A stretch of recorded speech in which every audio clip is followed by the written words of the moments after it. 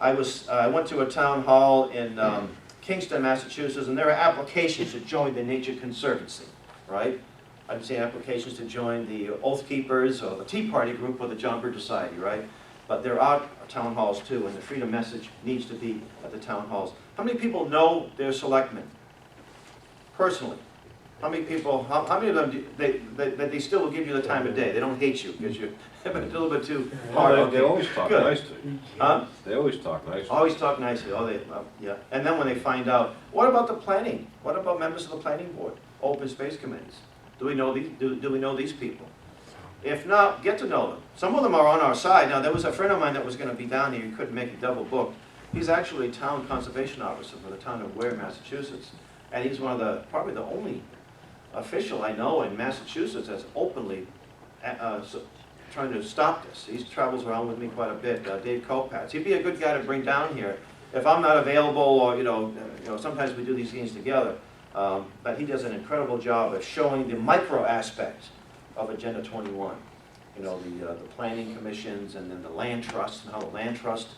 Some land trusts do good. Some of them, most of them, do not do good, and how they're trying to do buffer zones. And you see the National Heritage Corridor and how that's being in Agenda 20. He does a really good job with that, and he's had a lot of success in getting this stuff stopped in areas where we've traveled. Okay, cyberspace. Now what you're looking at here, we all have internet access, right? Probably everybody, right, by now. This is something called Scribd, scribd.com, SCRIBD.com. It is a YouTube for documents. And there's others. There's things called SlideShare and a couple of others. But I do have a few things on, I think it's SlideShare. But this is Scribd. And you can sign up. Excuse me, can you Yes. spell it again? Yeah, it's there it is right there, SCRIBD, scribd.com. And you can sign up just like you sign up for an email address. Doesn't cost anything. And you have access to all of these documents. And it's amazing what they have out there in cyberspace. And I've got a very good friend of mine that loves PDFing things. He does a good job. And I put up, for example, I put up this slide presentation. This is an updated one. And I put it up there a few days ago. I got 233 reads, and about 6 or 7 people downloaded their own version, right? Then a flyer for an event. If you have an event coming up, and you can use this for other reasons too. We're having an event in Walpole, Massachusetts on Agenda 21. So I put the flyer up, 3 readcasts already, 60 reads, and I can make links to the Facebook pages as a result. You just copy and paste, or you can email directly from the site. Now, as a good resource, let me show you some of my collection. There's what they call collections. And you upload documents if they for certain topics. And I've got a collection on Agenda 21. One of them, by the way, model legislation for 48 states. You say, why 48 states? I know there are 50 states. I think our sitting president thinks with his 57. Yeah. Well, maybe he knows something we don't know, okay?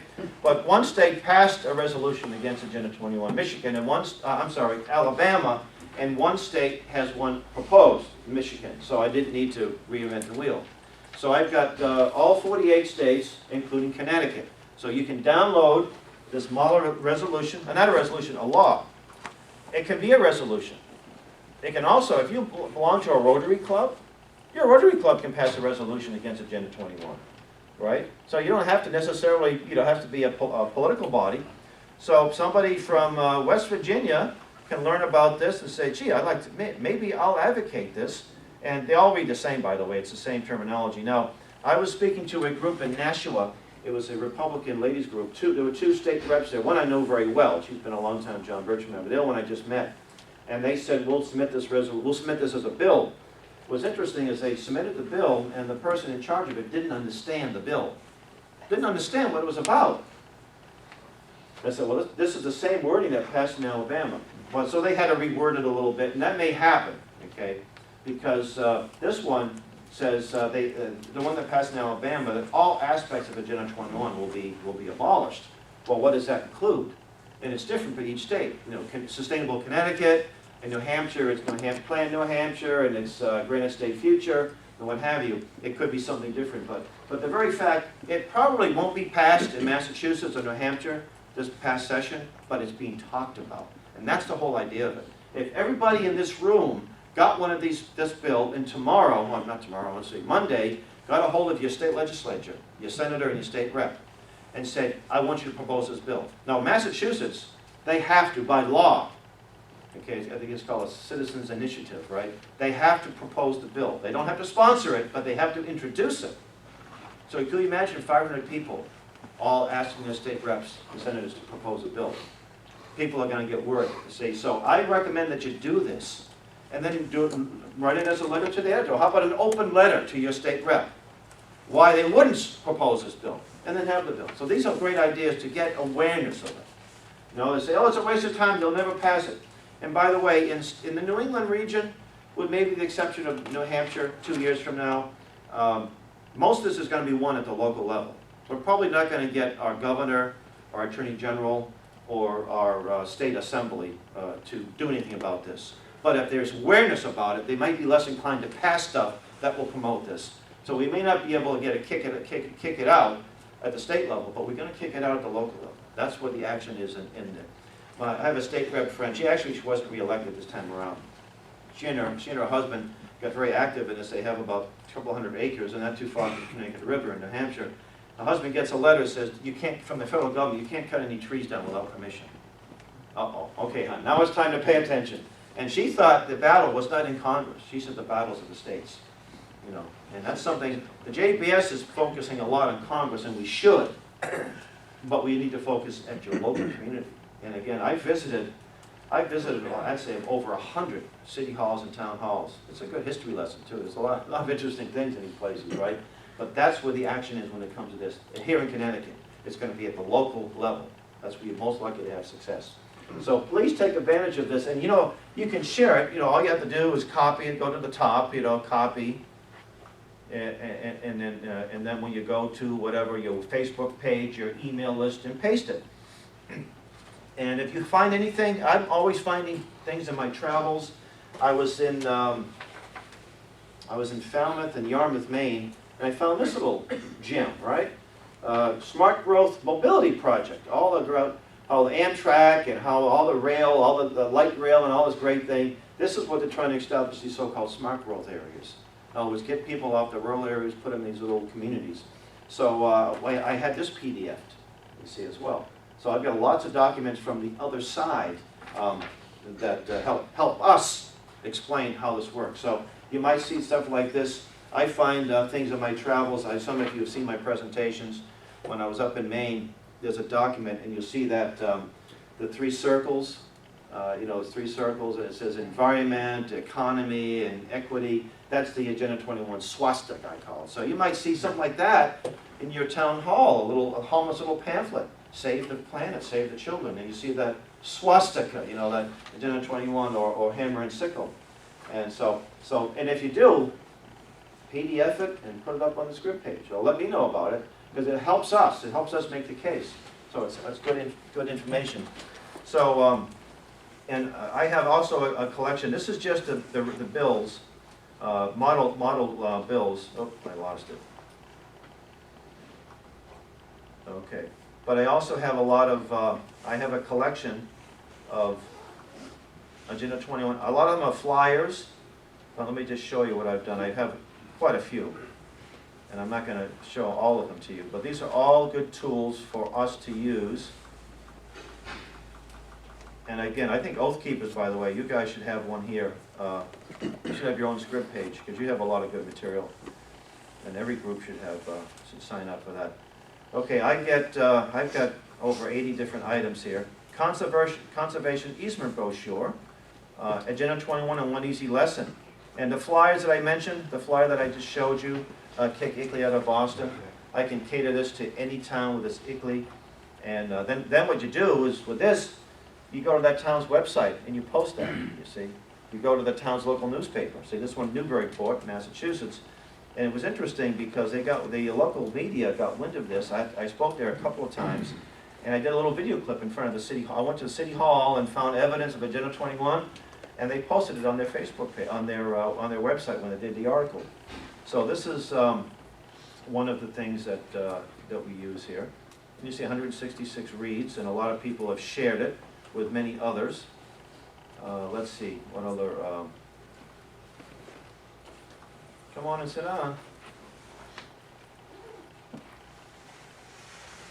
If we don't understand how conservation easements work, they'll come into your, oh, you get 20 acres of land, and oh, you get an easement. You can still use the land sometimes, and you get money for it. Oh, but they won't build a Walmart across the street. You'll have a nice view of the mountain, right?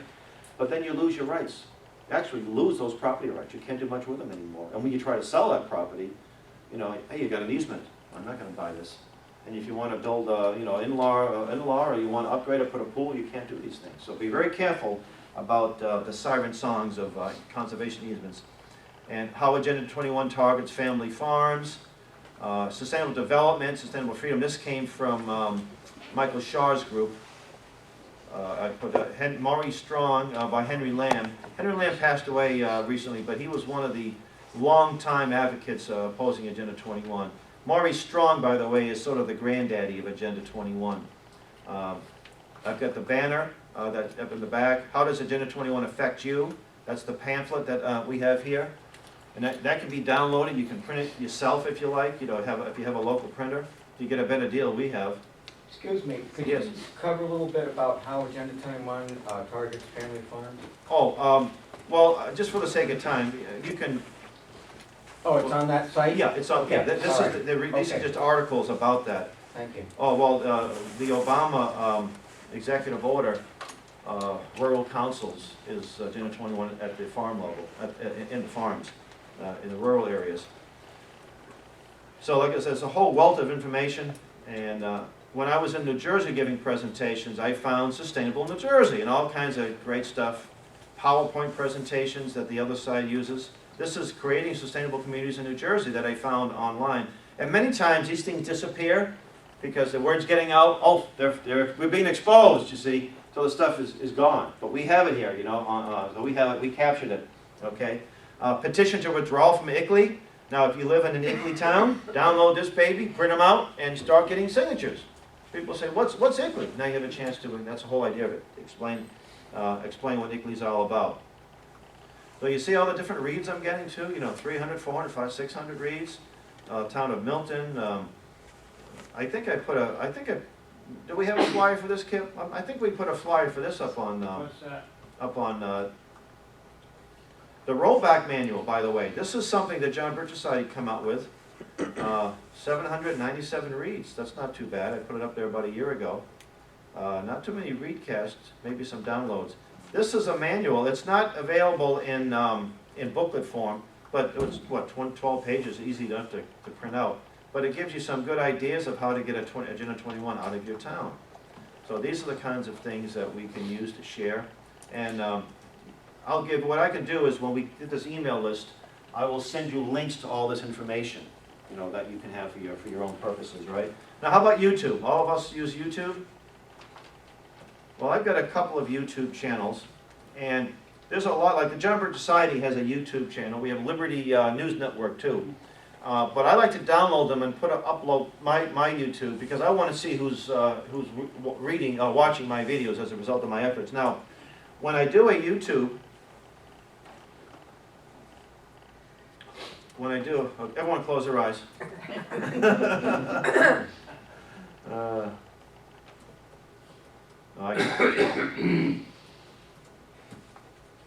Just don't put anything X-rated on my channel here. I've got a few people. I've given a few people passwords to one of my YouTube channels. I got a lady was at our meeting up in Maine, and she was a patient of the doctors who host the meeting, and she saw some pamphlets. She said, "I was there." Huh? I was there in Rio. Her husband was a high-level financier, you know, one of these international banker types, her late ex-husband. And she gave like a 1-hour presentation at this chap. We put it on video, and some interesting things that she came up with here. So anyway, I've got with YouTube, you have an account, you can have what they call they don't call it a collection, they call it a playlist. and you can create a playlist. I have an Agenda 21 playlist, and I have a lot of the videos that we've done, and a lot of videos from other organizations. And I have stuff like, some of them are short little video clips. I see evidence of Agenda 21. Tom DeWeese, by the way, someone you should know, get to know very well. He's one of the experts on Agenda 21, been involved in this for many, many years. I go to these towns, this one here, Ickley in Newport, Massachusetts. I got my little trusty camera. I spent about maybe 10 minutes, and it got a lot of views. And you notice that you've made comments about it. Many of the comments, I got 300 views. All likes, no dislikes. That's good. When you make a comment, you might say things like, if you want to do a presentation like this in your town, please contact me, or please contact Kip Webster or Hal Shurtleff, or here's a website. So always put that information. As a result of these, I've probably got maybe 7 or 8 engagements, and I've got myself, and I got a lady in Texas that contacted me. I had a colleague of mine visit her in Texas and do a presentation. There's a lady in Oklahoma, folks in California, in other parts of the country, even someone in New Brunswick. And I'm hoping to go up there because I get up to Northern Maine, so I can say I can cross the border and do a presentation where you are, right? So, and there's, like I say, there's all kinds of good. And if someone says, "Oh, you're a right-wing extremist," okay, well, I'll tell you what. Why don't you listen to Rosa Corey? She's a liberal Democrat, right? And you can find Rosa, and she look at all the views that one got, 121,000 over. So that's pretty good. So and you know how to share a video? It's pretty easy. You just copy and paste. You go to that Facebook page. Now we're all on Facebook, right? Most of us. Okay. How active are you? I mean, a lot of people. Now I know Facebook is for. Facebook is for, like a lot of people just put personal things on there. But to me, it's a tool for the freedom movement. I do put some, I don't want to be all doom and gloom. I do put some light stuff up there once in a while. Okay, everyone close their eyes. Okay, oh, you can't see that password, my secret password. Okay, now, stop Agenda 21. This is the one I recommend that you all join. Stop UN Agenda 21. Usually comes right up when I'm at home, but you're in front of people, it doesn't. Stop UN, here it is. See, look at this, over almost 5,000 people that belong to this, all over the country. And I'm happy to be an administrator. I don't know the guy who set it up lives in the northwest part of the country, and he saw a lot of my postings and what I was doing, so asked me to be an administrator, and I was glad to do it. So sometimes there's the map of, the biosphere. You see people, hey, Washington farmers block federal drones in Agenda 21. Mary Smutnik, oh my goodness, what are you doing there? Granite State Future, that was the lady I told you about, used to live, she's a member of my chapter. She moved up to New Hampshire, and she's got this outreach planned in Salem. I think I said Nashua, Salem. And here's another one here, revealing the next UN land grab, an interview by Tom DeWeese. And then some of my things are here too. Oh, here's one here. I put my slide presentation up, for people to use. And you see what I said here? If interested in hosting a presentation like this, contact me, right? That's what I do. So that's the example of putting a worm on the hook here. Okay, so that's, and by the way, these are the things you should, there's a video that I recommend done by a friend of ours, John Anthony. It's called, let me go back to YouTube. It's called UN Agenda 21 for elected officials. And I put it up on my channel, and I've got almost 10,000 views. So you can actually just send a link to your selectman and say, hey, it's 15 minutes, you can sit still for 15 minutes and watch this. And of course, it's good for everybody. It's actually a slide presentation with a voiceover, and John has got a lot of responses. And that's on YouTube? Yeah, I'll show it to you right now. Agenda 21 for elected officials.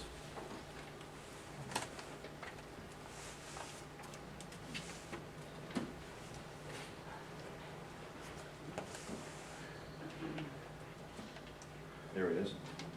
I mean, I have it on mine, but, you know, John posted it on his channel, and there's probably lots of other groups that have this. Here it is. That's mine. 14 minutes and 21 seconds, right? And I've emailed this to countless hundreds of, and here, if you would like to host one, please call me. And I've got phone calls as a result. And I've got almost 10,000 views. That's not bad. 10,000, almost 10,000 people. And a lot of people will download it and put it up on their own sites too. Yeah, so that's the kind of thing. That's how activists use the internet to promote the freedom message too. So I think that's all I have. All I can tell you, since we've been involved in this, a number of towns have formally left ICLEI. I mean, around the country, over 200, I understand, over 150. 3 in Massachusetts. What's that? You said 150 have left? Around the country, yeah. All right. Yeah, 'cause Alabama completely pulled out.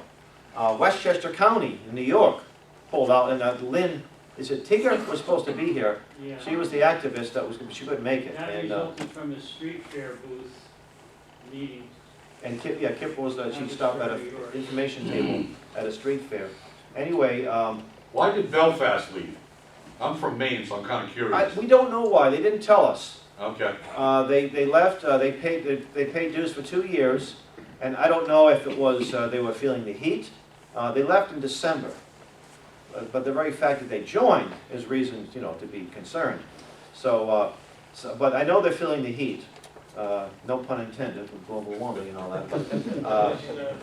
I just want to point out, Passaic County, New Jersey, which we're very active, Wayne, New Jersey, where we have the Wayne Day Festival we take part in, Clifton, New Jersey, all opted out of Agenda 21 after some Tea Party people bought our material at a street fair booth 2 years ago.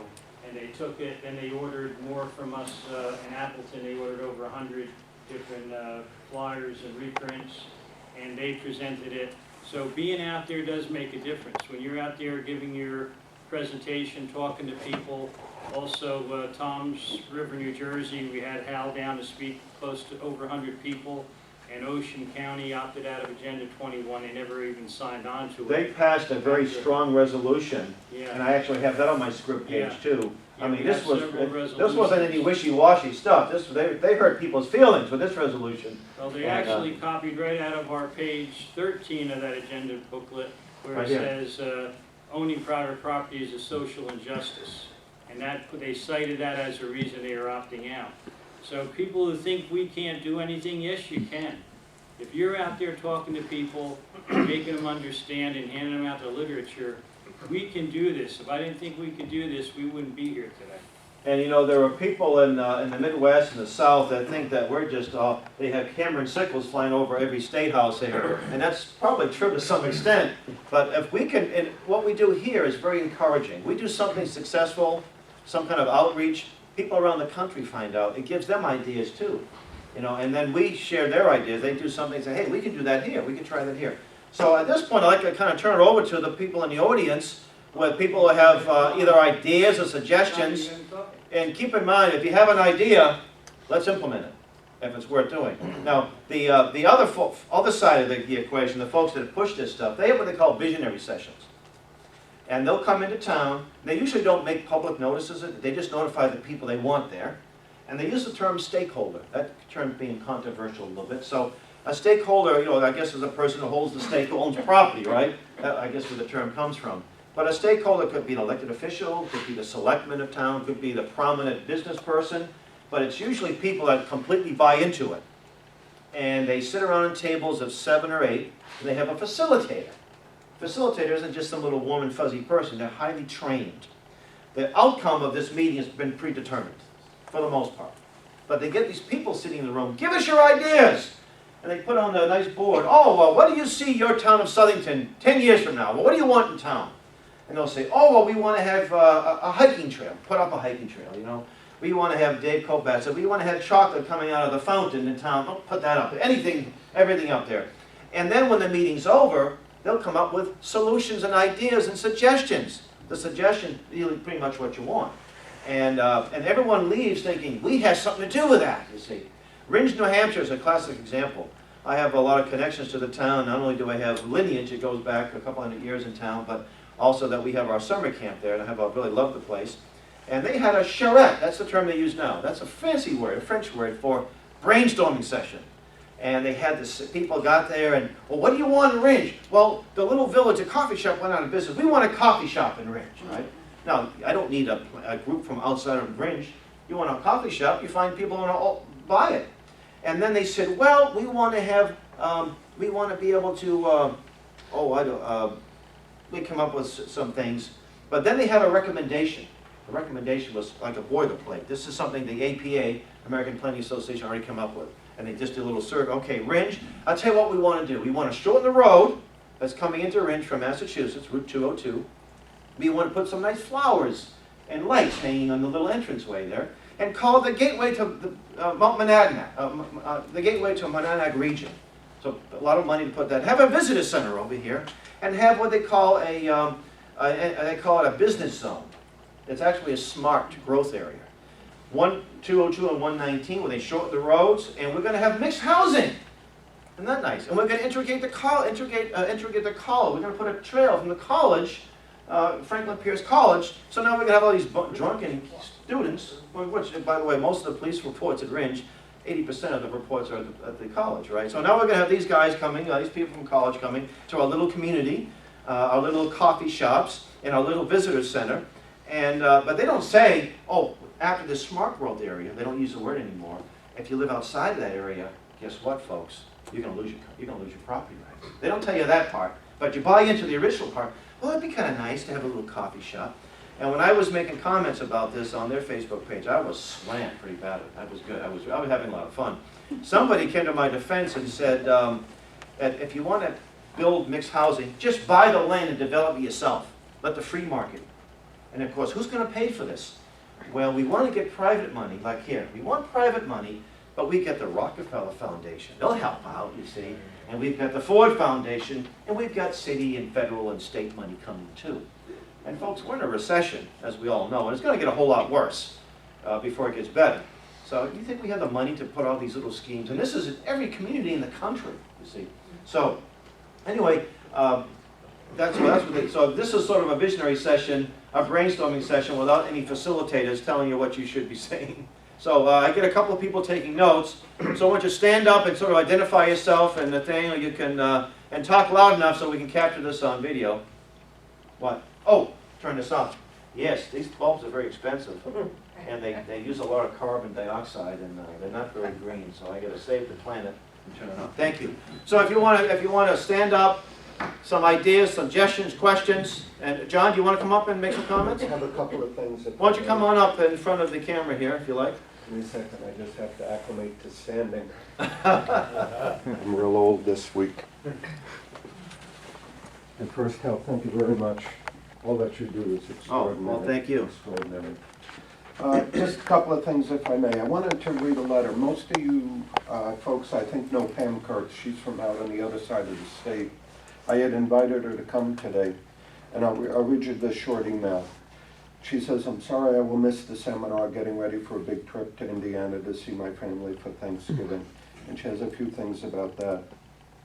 But she said, I've been following 821 and recognize how it's attempted to be implemented in Brookfield, Connecticut.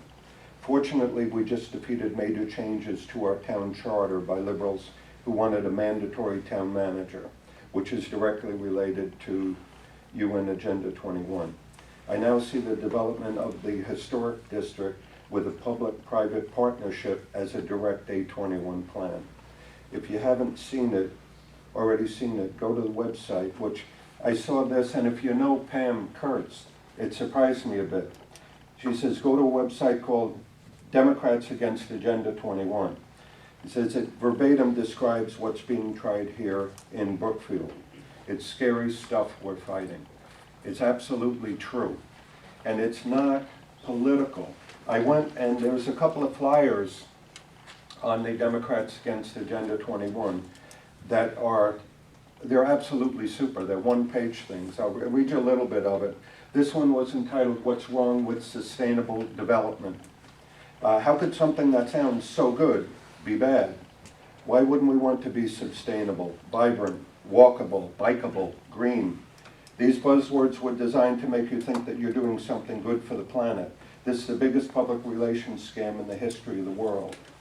Sustainable development was created and defined by the United Nations in 1987, and the action plan to implement it was signed on to in 1992 by US President Bush and 178 other nations.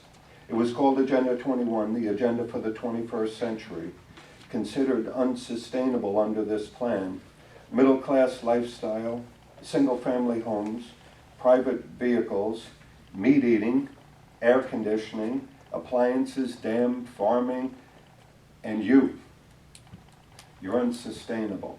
I won't go through the entire thing, but this is a super document. There was a couple of them there. That's a one page that you can download for Yep. yourself. That's it, very simple. And you can put local contact information on these too. That's right. Why is everyone talking about UN Agenda 21? It's another good one. One other place to look that I've been following with is called greentowns.com. And you can find Connecticut. Here's one from Bridgeport, ICLE member, Bridgeport, Connecticut. They tell you all about how to go about becoming a green town. One section that I had downloaded that you can see the strength of the tentacles that come in and how they direct and train the people, thinking that they're doing good things. But if you just look at this from a skeptical viewpoint and see what it sounds like, this is a step in deciding how to implement your green building option in town, where they're going to do new buildings and they're going to take care of saving the environment.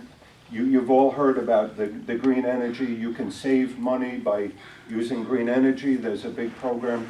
We went the other night to speak in front of the Prospect Gun Club. And we were put in just before the green energy guy that had all kinds of things. If you signed up as a group onto this green energy plan, you could get reduced energy coming to your homes. The gun clubs, when Hal was talking about where to go, where to speak, getting resolutions, not only the libraries, get to the gun clubs.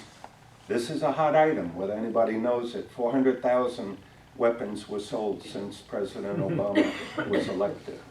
I say we give President Obama a round of applause. As a great gun, yeah, I tried to put an award through at CCDL with that, and people looked at me like I was crazy. He's a great gun salesman. But this is, decide how to implement it. There's key questions that have to be asked. Number one, is the Green Building Initiative supported and driven by the mayor or administrator? Question number two, is Green Building Initiative supported and driven by the city or town council?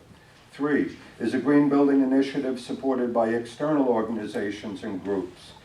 4, if there's a desire for a fast adoption of a mandate for the integration of sustainable building practice? 5, is there a potential partnership with a local nonprofit organization in an advisory capacity? Then they say this is the way you get it done. If you answered yes to question 1 and 4, which were regarding the mayor or administrative support and a fast mandate for integration of it, then you use an executive order from your local government to get this done. If you answered yes to question 2 and 5, which has to do with the city council and a local nonprofit, it said then you can go through a legislative means for it. Number 3, if you answered, yes to questions 3 and 5, which were supported by an external organization or group or a local nonprofit organization, then your best method may be to go through with your local government. And then they tell you, I don't have both pages, but they've got the pros and cons on all 3 of these methods, the executive order, the legislation, or going through the local organization. And they tell you how long it takes to do that, how expensive it is, how easy it is. So the key that they go to is get your mayor or your town administrator or your town manager, which are the people that are going to be green, and they're gonna save the town, they're gonna save the walking trails and the green for future environment. Have they saved the forests? They were doing this down in Naugatuck. They prohibit anybody from going in the forest, which is now open for hunting. But they're going to build an enclosed walkway into that, so it can be enjoyed for future generations and it won't be destroyed. You cannot touch the ground. You cannot touch the leaves on the trees. There is no way you can interact with any animals on it. This is one of the words they use. This is biodiversity. Sounds like a great word. It basically means that humans are in the same line as plants and insects and animals. Every one of them has a right, equal or higher, to humans. They've got bioeconomics. There was another one that I wrote that I loved. Let me see what it is. A lot of this also, you can go from a website that's ICLEIU-USA. That's where you'll find out. You'll find all the memberships and such. And this is a pamphlet that they have. You just find the words. The words were cool. When you deal with this, you got to be smart. They're all intellectual because they're multi-symbolic. Forget it, I'm not going to try to say it. Big words. You got it right, multi-syllabic. Syllabic. I think that's the right word. Ecomobility. You know what that is? That means when you shout, the voice comes back? No, it's ECO mobility. Let me show you. I've trained for ecomobility for a while. I can also get more mobile. I can ride a bike. That's it. No cars, no vehicles, none of the carbon-based products with it, but it's ecomobility. Doesn't it sound great? Your kids are going to be telling you about this stuff. Just one last thing that I had and I lost it was an article that's superb and how referenced. It's called Agenda 21 Treaty on the Horizon by Henry Lamb. We spoke about, was a big fighter of that. I'm going to read you the first paragraph, which puts